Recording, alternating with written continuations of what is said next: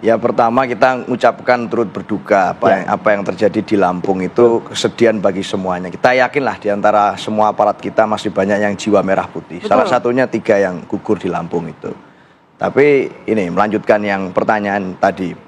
Jadi prinsipnya sebetulnya sekali lagi di dalam statement-statement kami selama ini itu yang kita sampaikan kan selalu clear bahwa yang kita dukung adalah pemerintahan Pak Prabowo. Nah, Presiden Prabowo sebagai garis bawah atas statement-statement itu. Nah, yang mengembangkan kan banyak dari teman-teman itu. Terus gimana itu dengan wakilnya? Gimana dengan ini loh?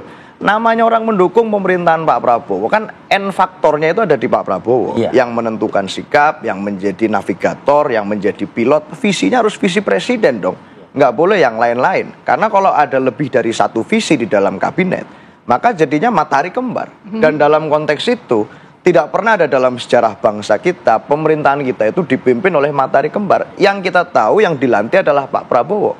Saya nggak ngerti apakah di dalam benak banyak orang yang dilantik itu Pak Prabowo plus siapa lagi, plus siapa lagi masih bisa megang kendali. Harusnya kan bukan begitu. Nah, artinya apakah perlu harus sampai kami mengurut satu persatu kalau perlu. Kami dukung Pak Prabowo dengan menterinya A, B, C sampai sekian puluh kita urut, kan nggak harus begitu juga.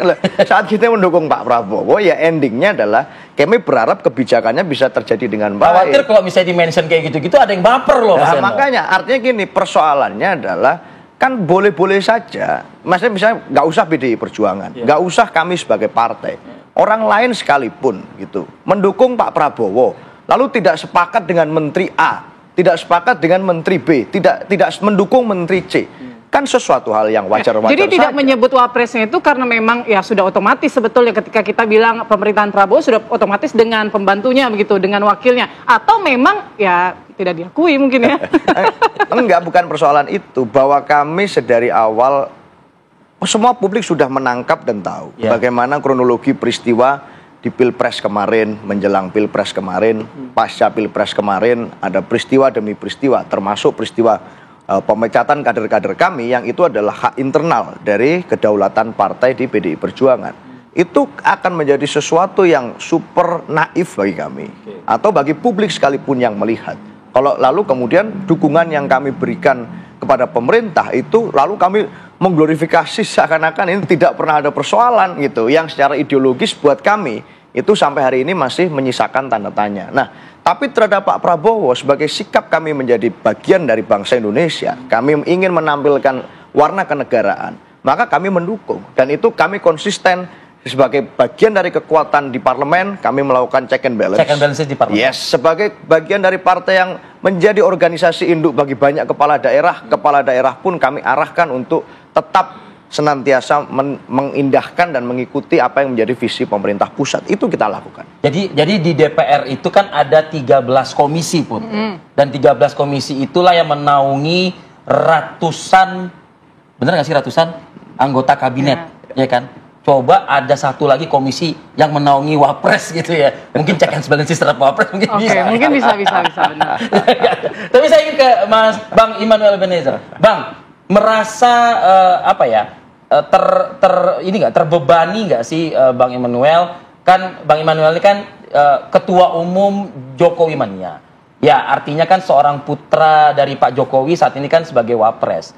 Tapi Anda juga mendukung juga Prabowo, Gibran begitu ya di 2024 yang lalu. Akan menjadi beban nggak kalau misalnya ada yang setengah-setengah seperti kayak gini, nggak totally all out begitu?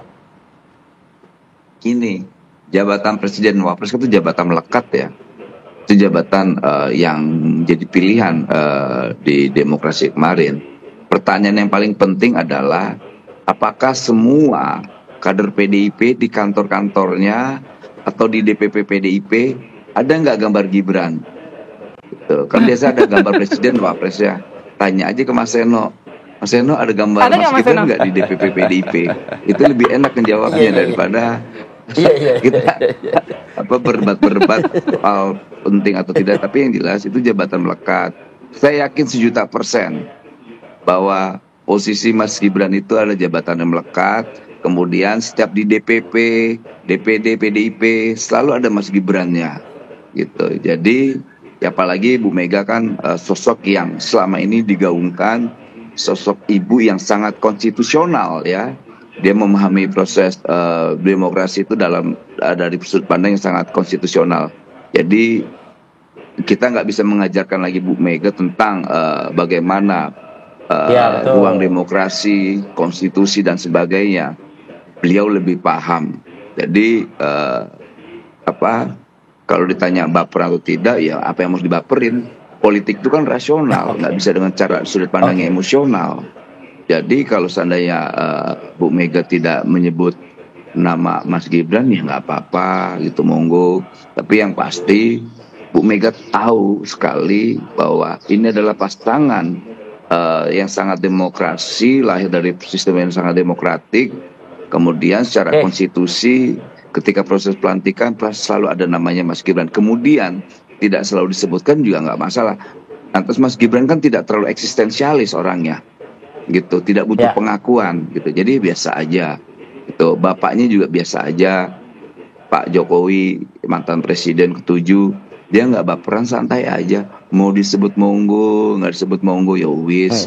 Cuma gitu. sempat ngomong Tapi ada batasnya aja sih. Kan yang tercatat ya Prabowo Gibran, tidak ada Prabowo Mega, Prabowo Immanuel, Prabowo Maseno, Prabowo Hensat, nggak ada. Itu catatan konstitusi ya, gitu. Oke. Saya ke Bang Hensa kalau gitu. Bang Hensa, salah satu hal yang harus diselesaikan adalah polemik hubungan ini. Tadi di segmen sebelumnya Anda menegaskan hal ini. Sebagai dukun politik gitu loh. Kapan ini akan beres nih, Hensa? Nggak akan beres. Jadi artinya memang ada luka yang cukup dalam ya di PD Perjuangan, walaupun pasti punya alasan sendiri kan. Kalau kita secara analisa mengatakan bahwa ya kekecewaan di perjuangan mungkin karena akhirnya gagal hat-trick di Pilpres gitu ya. Tapi mungkin ada beberapa catatan-catatan internal juga dalam tubuh PDI Perjuangan. Jadi hal ini memang kalau saya prediksi tidak akan selesai, jadi akan jadi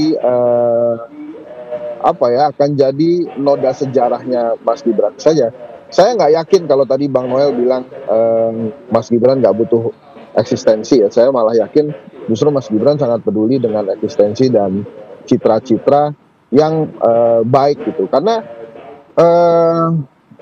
guru atau murid biologis langsung Pak Jokowi yang kayak the God of Putra, turunnya semua ilmunya ke Mas Gibran. Jadi dia pasti sangat peduli dengan eksistensi dia sebagai wakil presiden dan sebagai politisi.